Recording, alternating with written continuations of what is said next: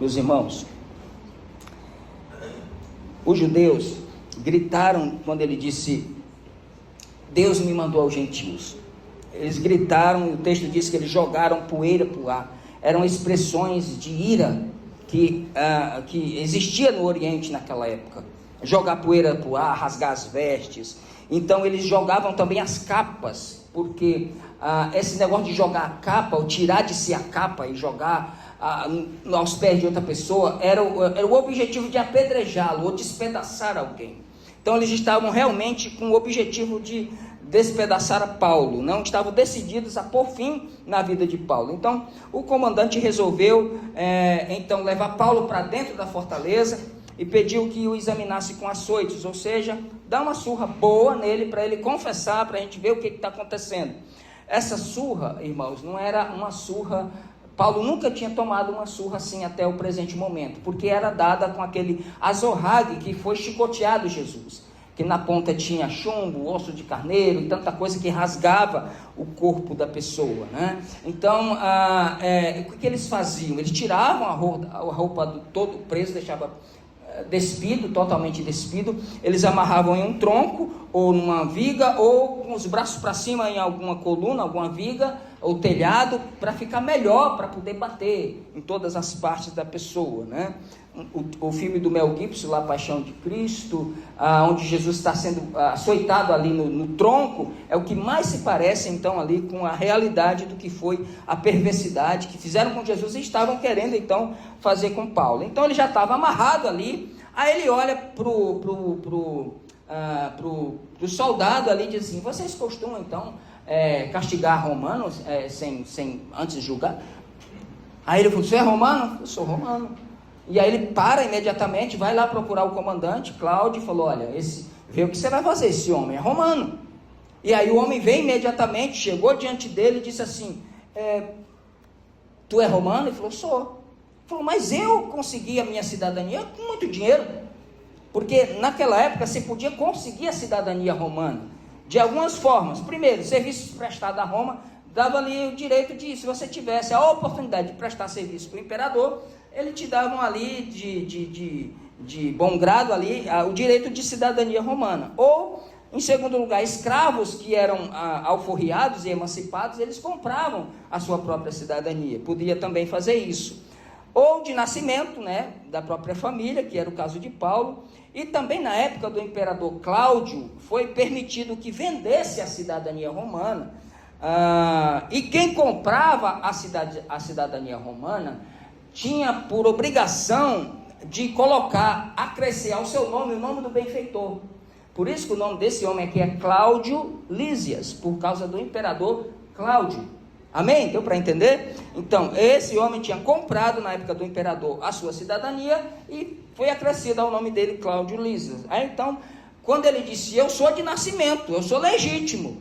E aí todos se afastaram, já tiraram, desamarraram ele. Aí o comandante ficou com medo, colocou ele de novo lá, começou a tratar muito melhor. E aí no dia seguinte ele diz: eu preciso saber, porque eu não estou entendendo nada, porque querem matar esse homem. Aí chama então o Sinédrio, ele convoca, porque a autoridade romana, ela tinha o direito e o poder de convocar o Sinédrio, que era a autoridade religiosa. Então o Sinédrio era, como eu falei, composto de 71 membros, né, um sumo sacerdote e 70 sacerdotes. E ali ele trouxe e aí apresenta Paulo para eles, diz assim: fala aí para eles.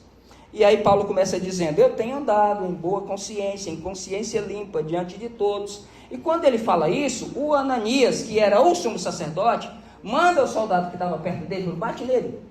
E aí ele feriu Paulo na boca, né? E aí Paulo olha para o Ananias e disse: parede branqueada.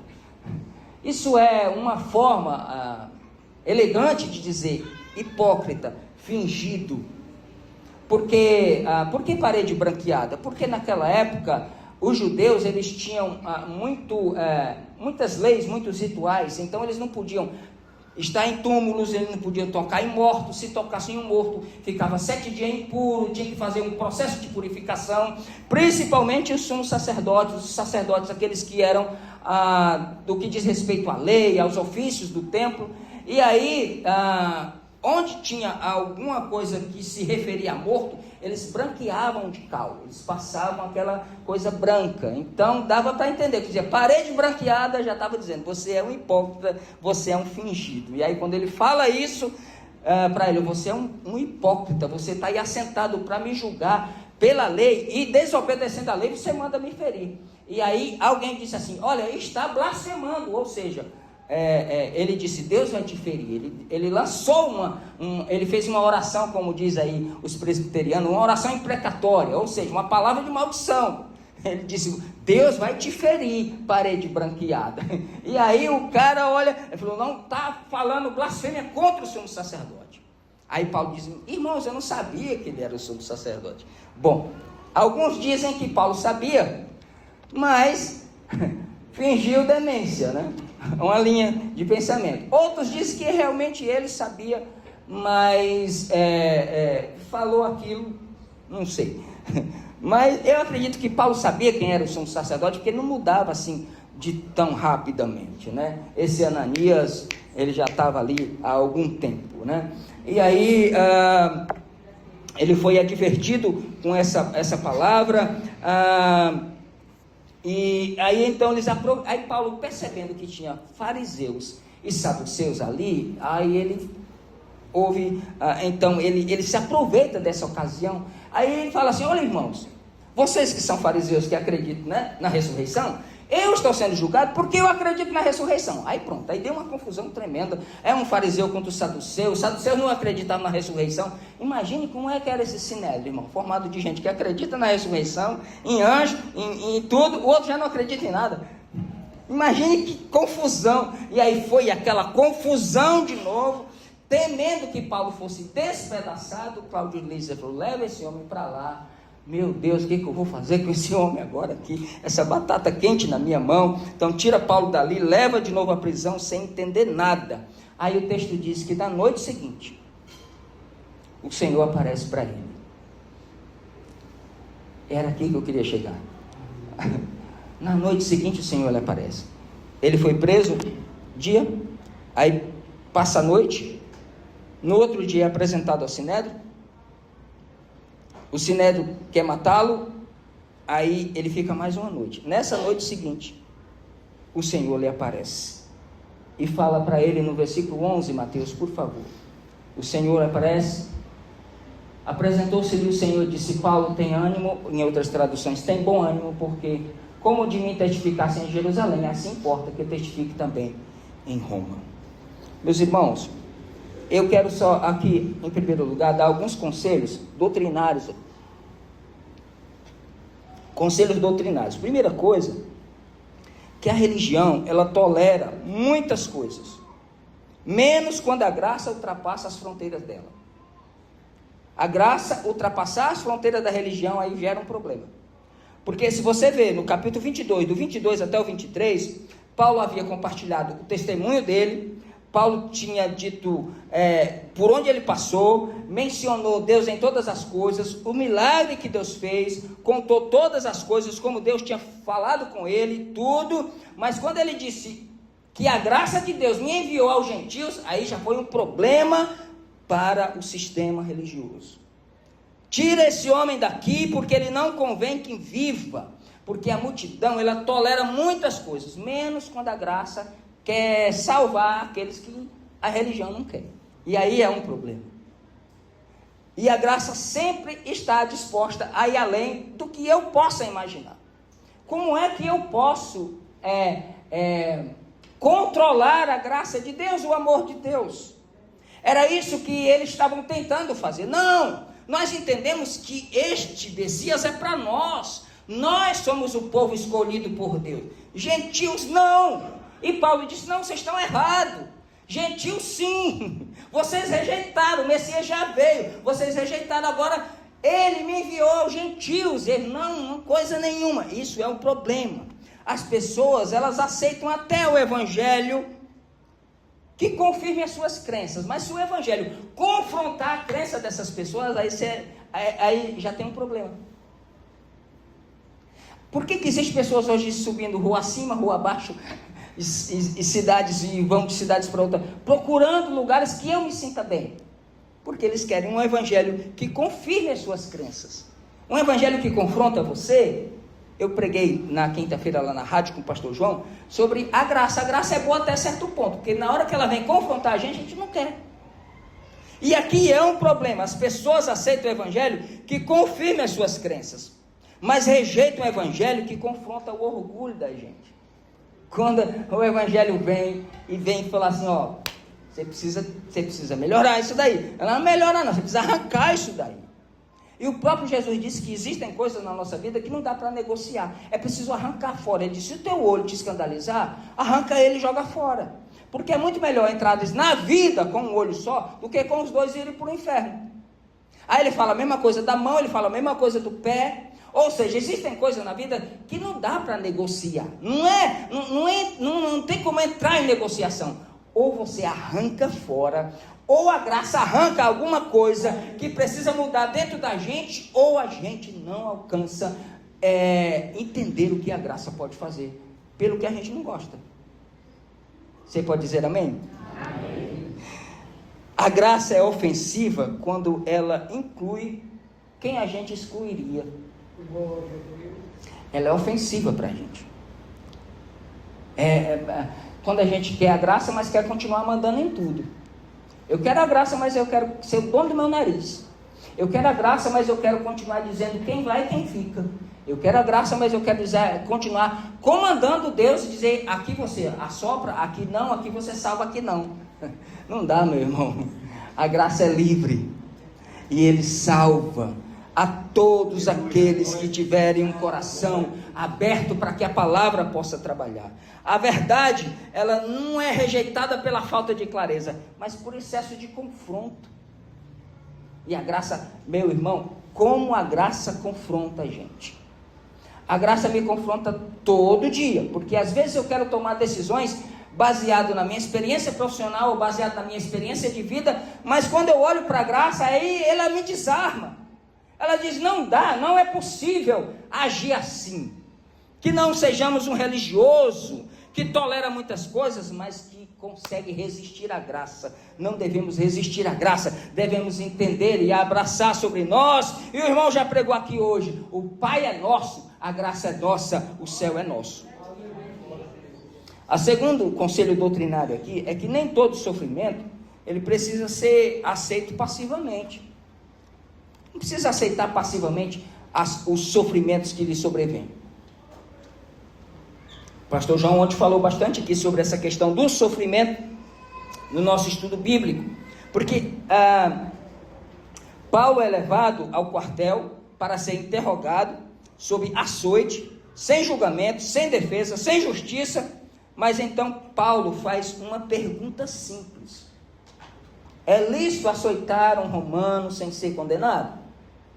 O que ele faz aqui, irmão? Ele usa a cidadania dele, um direito que ele tinha, porque se ele não fala aquilo, ele seria açoitado. Entende? Não é falta de fé de Paulo, é sabedoria que Deus deu a ele. Então nem todas as coisas ou sofrimentos que a gente deve enfrentar, a gente deve enfrentar isso passivamente. Não! Deus nos dá estratégias e meios dos quais a gente pode contornar diversos problemas e diversas dificuldades sem precisar enfrentá-las. E aqui Paulo já estava prestes a ser apedrejado, mas ele lembra, eu tenho cidadania romana e o que eles estão fazendo aqui está contra, eu vou usar isso. Irmão, existe a hora de suportar e existe a hora de se posicionar. Amém? Existe a hora de a gente abaixar a cabeça e dizer que seja a vontade de Deus, mas existe a hora de se posicionar. Essa foi a hora que Paulo se posiciona. Ele diz, eu tenho uma cidadania, eu vou me valer disso. E era a segunda vez que ele já fazia isso. A segunda vez. Então, ser espiritual não é ser passivo, aceitar todas as coisas. Deus quer que eu fique sofrendo assim mesmo. Não sei o quê. Você lembra de José lá no Egito? Né? Quando ele estava na prisão, ele interpreta o sonho e o cara falou, lembra de mim lá, hein? Falou, estou aqui, Deus me deu graça para comandar aqui todo mundo aqui dentro, mas eu estou de olho lá fora. estou aqui dentro esperando, que Deus faça a sua vontade. Não, lembra de mim, camarada. Se eu estiver lá em alguma ocasião, você lembra de mim. Você entende isso, irmãos? Deus também age através de posicionamentos corretos da nossa vida. Você entendeu essa parte? Terceira coisa, Cristo é uma pedra de tropeço para quem vive na religiosidade. Irmãos, Cristo é como areia. Você sabe aquela engrenagem que gira toda cheia de graxa, bem maciazinha? Você coloca areia ali dentro, irmão. Isso é igual Cristo na religião, colocando areia na engrenagem. Paulo, do versículo 30 do capítulo 22 até o 10, Paulo coloca diante do Sinédrio, ele é colocado diante do Sinédrio, e ele começa dizendo: eu tenho vivido diante de Deus com toda boa consciência.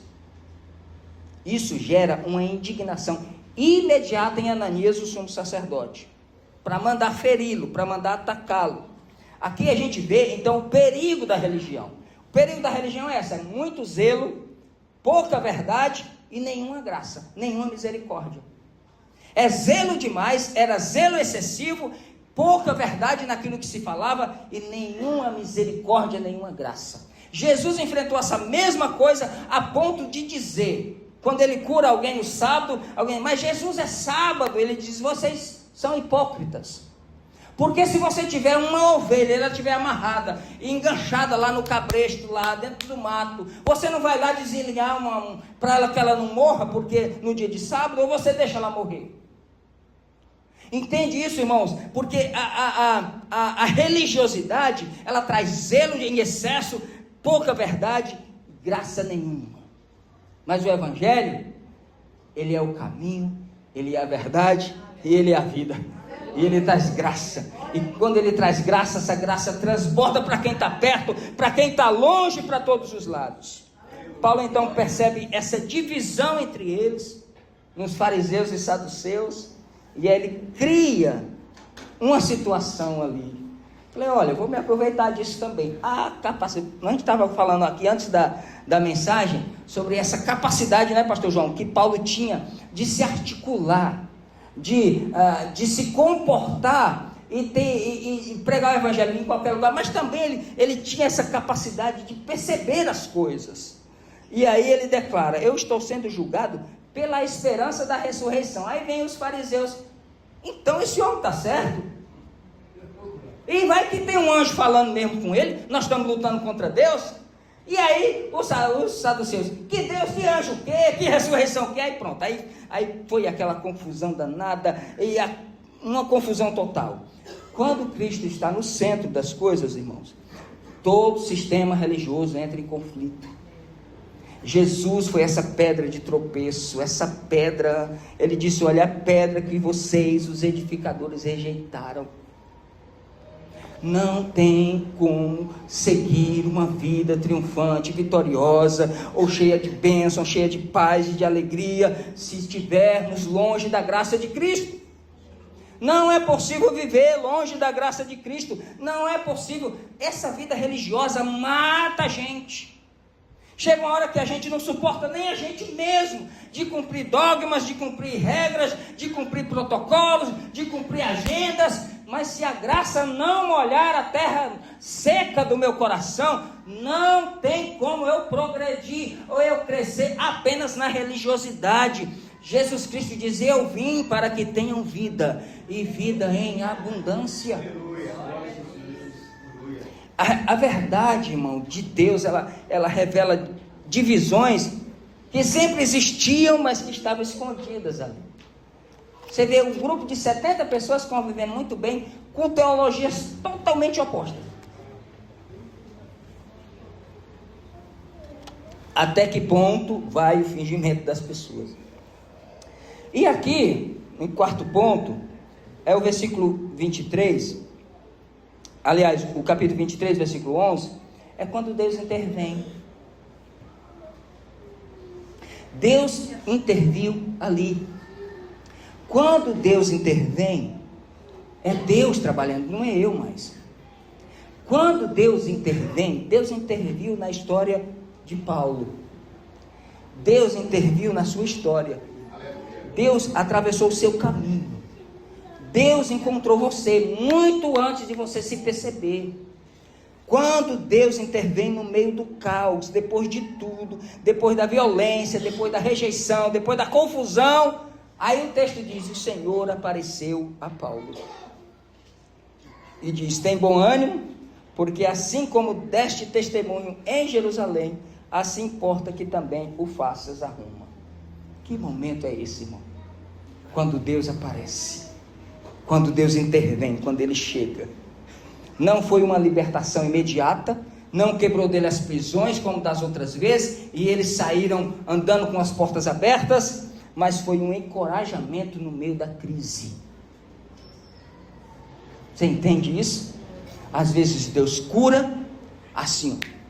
Às vezes Deus usa o médico, às vezes Ele não cura, mas te encoraja e você atravessa a crise e até o luto, com a graça de Deus. Assim está o coração, aqui está o coração desse texto.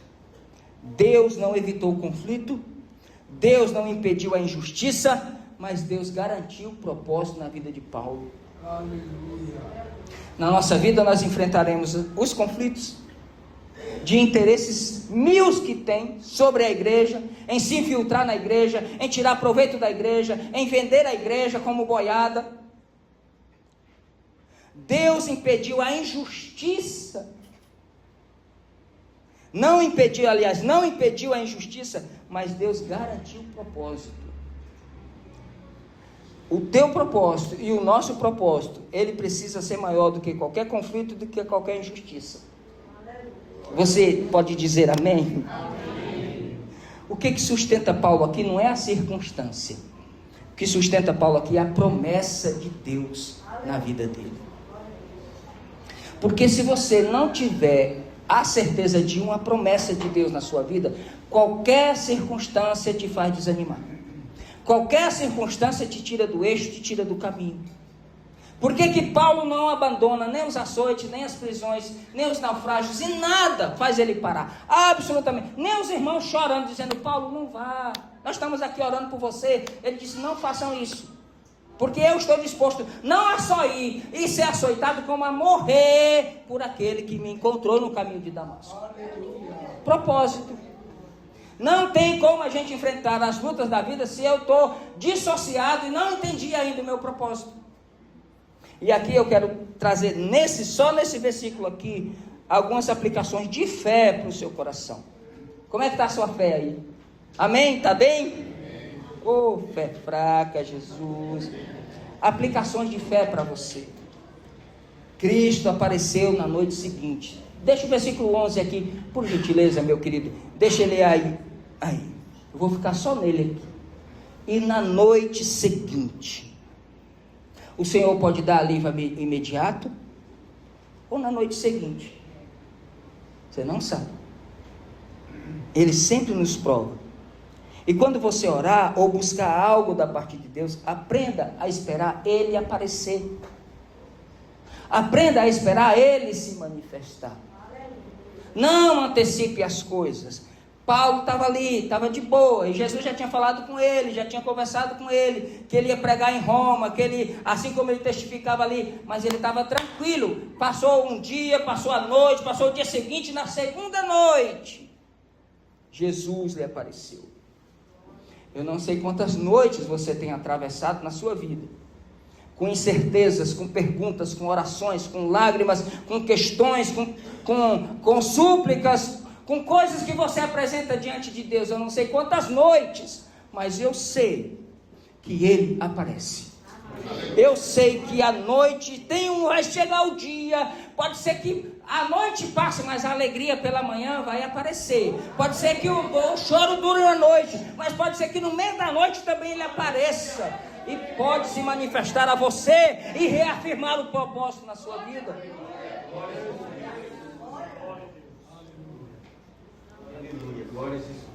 Cristo aparece na noite seguinte.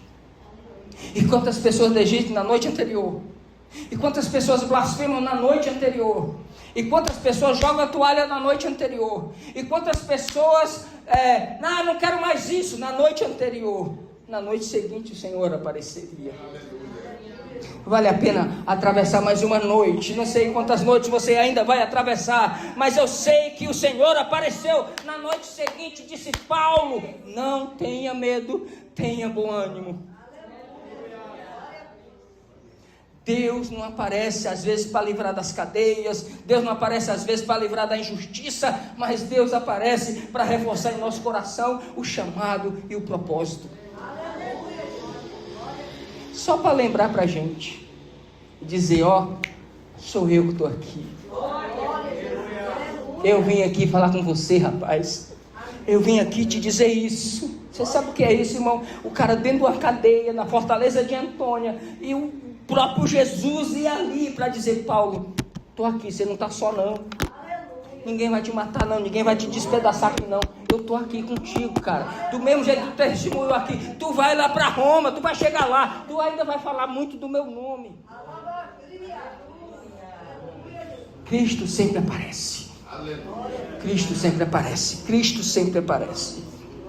A segunda coisa de fé que eu queria que você entendesse é que não existe lugar sagrado para Deus aparecer. Apresentando-se-lhe a Paulo, onde é que ele estava? Na prisão, irmão. Não era na igreja, não era no templo.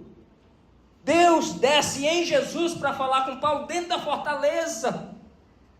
Não existe, entenda isso, irmãos, que quando a mulher samaritana perguntou para Jesus: onde é o lugar para a gente adorar?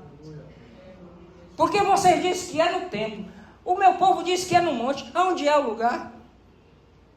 Depois que Jesus veio, não existe mais lugar sagrado, irmão. Aqui não é um lugar sagrado.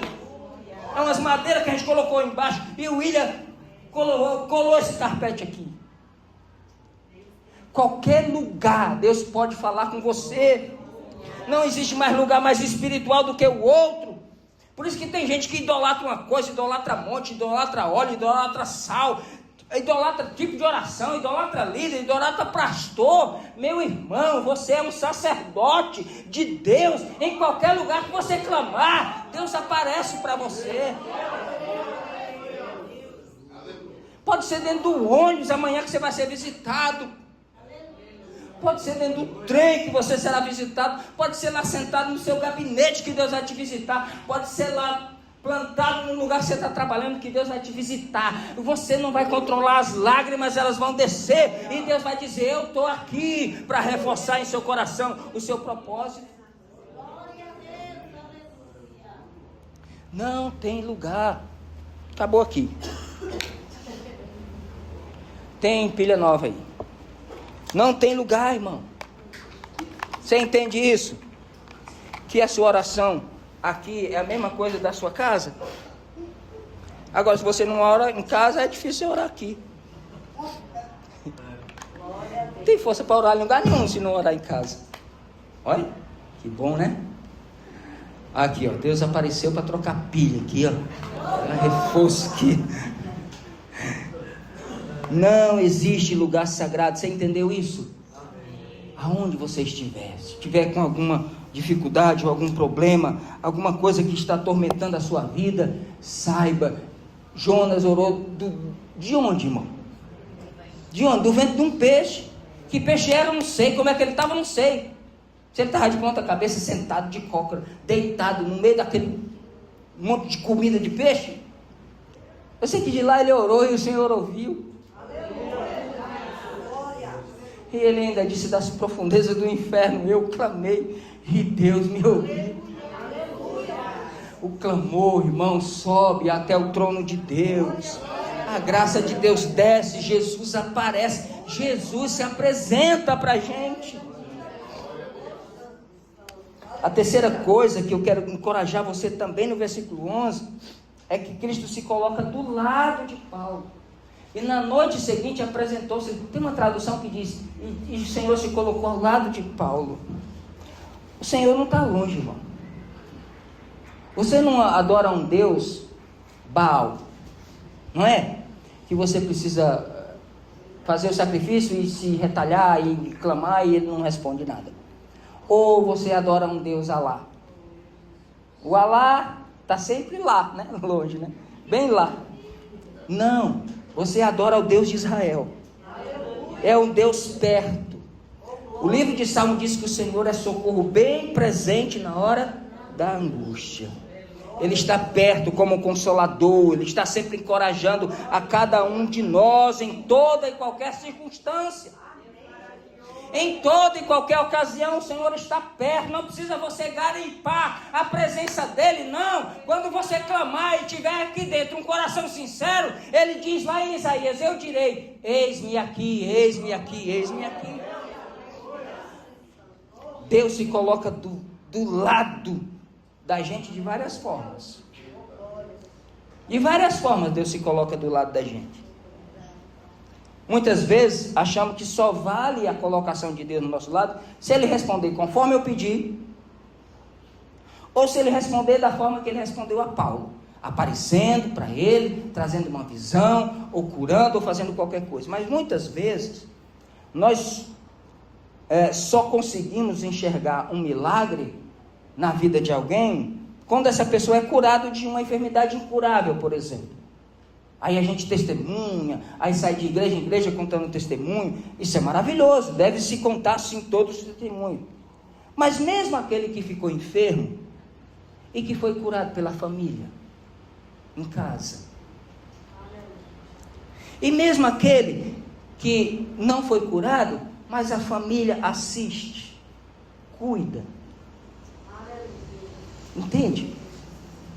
Mesmo aquele que não foi para a guerra, mas que está lá todo mutilado, foi para a guerra e está lá todo mutilado, e vai lá o socorrista, sem pagamento nenhum, não é? Aqueles que voluntariamente vão para cuidar dos doentes, ali existe um milagre, em quem cuida. Também existem milagres para contar nessas pessoas, e eu vou lá em casa, e quando eu vou lá em casa eu vejo o milagre de Deus,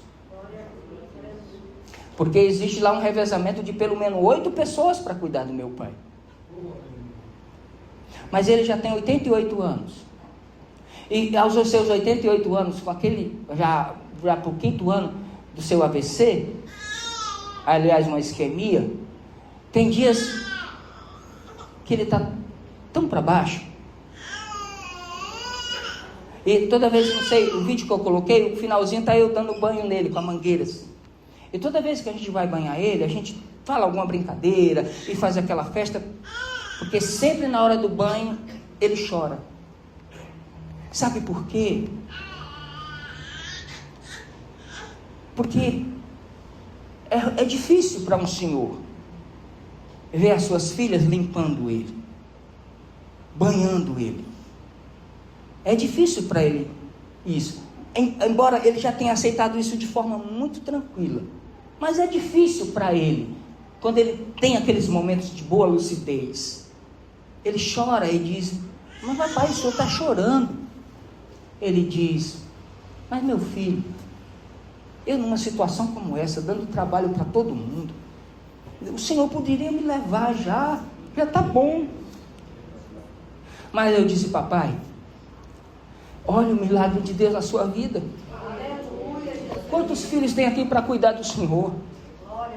As meninas vêm, tiram a sua barba com carinho, limpa o seu bumbum com carinho, corta o seu cabelo com carinho, leva você para o médico com carinho. Nisso está o milagre do Senhor. Enquanto meu pai respirar, eu oro para que ele seja curado. Mas se Deus não o curar, eu sei que existe milagre ali daquela casa, de pessoas que cuidam. Existe, Cristo se coloca do seu lado através do teu irmão, através do teu amigo, através da pessoa que te assiste, que te ouve, que ora por ti, que se preocupa contigo. Você nem sabe, mas às vezes a pessoa, 3 horas da manhã, dobra os joelhos e ora por você.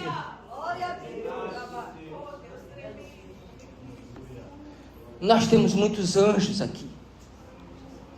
Nós temos muita mão de Deus aqui sobre nós, de pessoas que estão perto, que são verdadeiros anjos de Deus. Deus se coloca do lado da gente. Você percebe um cheiro suave, uma coisa boa, um amigo com palavras boas, com oração, com conselhos bons, com dedicação, com carinho. Isso é Deus, irmãos. Isso é milagre de Deus. Paulo, quando ele estava preso, na 2 Timóteo capítulo 4, ele escreve para Timóteo e diz assim: olha, o negócio aqui não está bom não, traz os livros para eu ler, os pergaminhos, traz a capa que está frio, todos me abandonaram, todos correram, o Demas abandonou e foi, amou o presente século e foi seguir o seu caminho. O Alexandre, que trabalha com latas, também me abandonou, me causou muitos males. Mas Lucas está comigo. Traz Marcos também. Lucas está comigo. Essa coisa boa de você reconhecer quem está do seu lado. Todo mundo abandonou, mas ele não esqueceu de Lucas. Sabe quem é que te acolhe? Tua família, teu pai, tua mãe, teus irmãos, o pessoal da igreja te acolhe. E às vezes você está tão focado em receber aquilo que você nem se percebe que do teu lado tem um anjo de Deus aí que ora por ti. Entende isso, irmão? Isso é milagre de Deus. Deus se coloca do nosso lado através dos seus filhos, dos seus anjos. E ele diz assim: Lucas está comigo. Lucas está comigo. Tem sempre um Lucas aí. Tem sempre o Senhor através de alguém aí do seu lado. O milagre está no cuidado daquela pessoa. O milagre está na oração e na dedicação da igreja pela pessoa. Seja esse milagre que Deus quer que você seja. Seja a resposta da oração do seu irmão. Que você seja a resposta de oração do seu irmão. Quarta coisa que já vou correr aqui. Deus, ele não nos garante chegar. Aliás, Deus nos garante chegar. Mas nem sempre ele diz como é que a gente vai. Ele nem sempre explica a viagem. Porque ele disse assim, porque como de mim testificasse em Jerusalém, assim importa que testifique também em Roma. Ele falou, fica tranquilo que você vai chegar em Roma. Ele só não explicou a viagem. Porque a viagem foi um pouco complicada. Ele ainda ia passar por emboscada, cavalgada à noite, burocracia, pedido de suborno, naufrágio, mordida de cobra. Quando chegou lá, os irmãos fizeram pouco caso dele, deixaram ele falando sozinho. Tudo isso era o percurso da viagem. Você vai chegar lá, só não diz como. Deus nunca nos prometeu uma viagem tranquila. Você pode dormir com esse barulho? Deus nunca nos prometeu uma viagem tranquila, mas Ele sempre nos prometeu que a chegada lá é certa, em nome de Jesus. A chegada é certa. A viagem pode ser turbulenta, pode não ser tranquila, pode ter naufrágio, pode ter problema, mas que a gente vai chegar lá, a gente chega do outro lado em Cristo Jesus. Mesmo que no caminho tenha muitas coisas para acontecer, mas que a gente chega, a gente chega. Em nome de Jesus a gente chega. Se ninguém soltar a mão de ninguém, se a gente começar orando dizendo Pai Nosso, se a gente não ficar dizendo meu Pai, minha graça, minha igreja, o meu evangelho, não, é nosso. É um povo só em Cristo Jesus. Tem muita gente que se arrebenta na vida, porque Deus confirma determinadas coisas, e aí ele acha que pode deitar numa rede, pedir um suco de cajá e aguardar a coisa chegar. Ai, Deus me prometeu, irmão, Deus prometeu, mas e o percurso? E a preparação? E a dedicação? E o sacrifício? Tudo isso faz parte da jornada. O tesouro que o homem achou no campo, ele não comprou, mas ele comprou o campo, não comprou? E dentro do campo estava o tesouro é a salvação. Você não compra, mas o campo, você precisa pagar. É a trajetória, é a caminhada. Então, às vezes a pessoa precisa entender isso. Por exemplo, às vezes é o caso da pessoa que ingressa no evangelho, assume ali a sua liderança, a sua função, Deus confirma, olha, o seu chamado é esse, mas aí quando começa a pancada, quando começa o naufrágio, aí ele começa a duvidar do chamado. Fala, meu Deus do céu, mas o Senhor não disse que garantia que era a porta que o Senhor estava abrindo? E por que eu estou enfrentando tudo isso? Mas rapaz, A porta está aberta, é o percurso. Vai acontecer os acidentes, vai acontecer os levantes. Isso é natural do percurso. Bem-vindo ao planeta Terra. Você está no planeta Terra. Aqui a gente adoece, pode morrer de bala perdida, pode morrer de dengue, pode morrer de gripe, pode morrer de qualquer que seja outra coisa. Nós estamos aqui, irmãos. Nós somos carne. E Deus não está nem preocupado com a minha carne. Se ela vai tombar de um câncer ou de um tiro, ou seja lá de como for, a preocupação dele é com a minha chegada lá. Isso aqui é pó, vai ficar. A gente cuida tanto dele, puxa para cá e põe para ali, e põe filtro, e arruma aqui, desenha coisa aqui e tal. Vai ficar tudo, gente. Agora o que está aqui dentro, a traça não rói, a ferrugem não come, o ladrão não rouba, ninguém tira. Ninguém tira, está aqui, é tesouro de Deus. E vou terminar aqui com essa, viu? Já tem meia hora que eu estou dizendo que vou terminar. Mas ainda tem 5 minutos, aguenta aí. Esteja consciente da sua missão, para não esmorecer no meio do caminho. Jesus faz a intenção do Senhor Jesus aqui com Paulo, para que ele não esmorecesse. Falou, não, Paulo está passando uma situação muito difícil, e eu vou lá falar com ele, para ele não esmorecer e continuar a caminhada. Foi só isso. Mas não foi para livrar ele, assim, das injúrias, das calúnias, dos dedos no olho, né? Das caretas, das maldades. Não foi para livrar isso, não.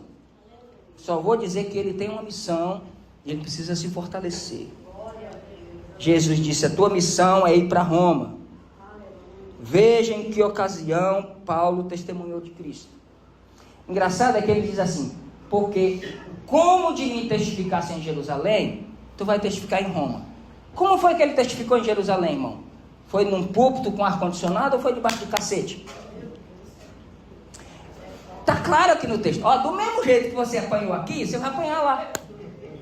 Você está entendendo isso, irmão? Porque a gente só vê pro lado bonzinho da gente, né? Não, meu filho, do mesmo jeito que você testemunhou aqui, do mesmo jeito que eles te rejeitaram aqui, eles vão te rejeitar lá. É quando Deus chamou Ezequiel, que já estava lá com seus 30 anos, a ponto de assumir o ofício de sacerdote. E ele disse, Ezequiel, você não vai ser sacerdote, você vai ser profeta. Você vai ficar lá no exílio. Vou te mandar para lá também, tu vai ficar exilado lá. Mas tu vai falar, o povo é rebelde, não vai te ouvir. Mas que ouçam ou que deixem de ouvir, tu vai falar o que eu botar na tua boca. Você entende isso, irmão? Deus não nos engana. Deus não bota casca de banana para a gente escorregar. Não ilude a gente no caminho. Ele diz assim, ó, no mundo tereis aflições. Vai segurando aí. Então, chegada em Jerusalém, quando ele chega em Jerusalém, ele se apresenta aos apóstolos, eles orientam ele a fazer o voto, ele faz aquele voto para confirmar que ele não era um apóstata, fica no templo ali os 7 dias, no final ele é reconhecido, a pancada come solta no seu lombo, ele é salvo pelos romanos, e na escada ele dá testemunho de Cristo, contando como foi que ele encontrou, de onde ele era, de onde ele veio, como ele se converteu, ele explica a missão, e da mesma forma, em cadeias, ele ia dar testemunho de Jesus em Roma, e foi exatamente assim que aconteceu. Ele chegou lá como? Preso, algemado. Primeiro ficou numa prisão domiciliar por 2 anos, algemado num soldado 24 horas por dia. Entende, irmãos? Olha que coisa extraordinária. Na prisão em Roma, olha que coisa. Ele evangeliza toda a guarda pretoriana. Aquele que era a guarda pretoriana, eram os soldados de elite, a tropa de elite dos romanos. Os caras iam se convertendo ali, ó, porque era alternado de 4 em 4 horas o soldado, então ele vinha e algemava. A mão dele na mão de Paulo ficava ali. Não a algema que se tem hoje, mas as cadeias daquela época. Então Paulo ficou algemado 24 horas. Um soldado. Imagine eu algemado 24 horas. O que esse soldado ouviria de mim? Reclamação? Imagine eu algemado 24 horas injustamente porque os meus próprios patrícios me entregaram. O que eles ouviriam de mim? Reclamação, lamúria, dizer, eu não merecia estar aqui, sou um homem bom, prego o evangelho, ensino o povo, e agora estou aqui preso. Sabe o que os soldados lá ouviram? Paulo escrevendo a carta aos Éfesos, ditando a carta para alguém escrever. Toda aquela galera ouviu Paulo escrevendo a carta, ditando a carta ao Éfeso. Ele escreveu 4 cartas ali: Éfeso, aos Filipenses, aos Colossenses e a Filemão. Imagine isso. Você já leu a carta aos Filipenses? A carta da alegria. Um cara preso, encorajando quem está lá fora a se alegrar. O Senhor sempre de forma misteriosa nos usa e de diversas formas e maneiras para ser testemunha dele aonde a gente estiver. Ou a gente entende isso, ou a gente abandona a fé, irmão. Ou a gente entende isso, que nós somos pessoas, que Deus confiou em nós a pregação genuína do Evangelho. E eu queria saber, você está disposto? Você está disposto em Cristo Jesus? O Senhor pode contar com você. O Senhor pode contar com o seu testemunho, com a sua fidelidade e dizer, olha, eu tenho um propósito, eu tenho um chamado, e o percurso eu não vou te avisar, mas você vai chegar lá do outro lado. Você está disposto a seguir o que Ele mandou? Então, irmãos, fiquemos de pé. Confiemos nele, ainda que a gente não entenda.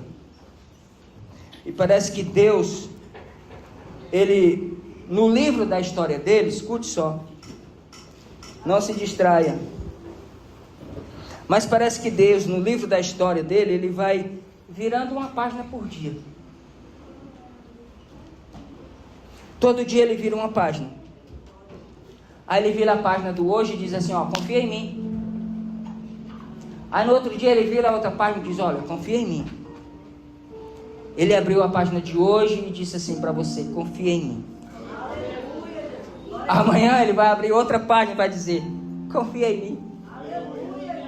E assim será até ele vir nos buscar. Confia no Senhor de todo o seu coração. Reafirma o seu propósito. Não baixe a sua cabeça para as lutas, para os açoites, porque você não concordou, porque a coisa não saiu como você planejou. Não baixe a cabeça. Levanta a cabeça. Deus tem um propósito em Cristo Jesus. Ah, Jesus, eu te confesso, não dá pra viver sem sentir a tua presença. Eu sei, sou eterno dependente, sem uma tão carente. Estou de novo aqui.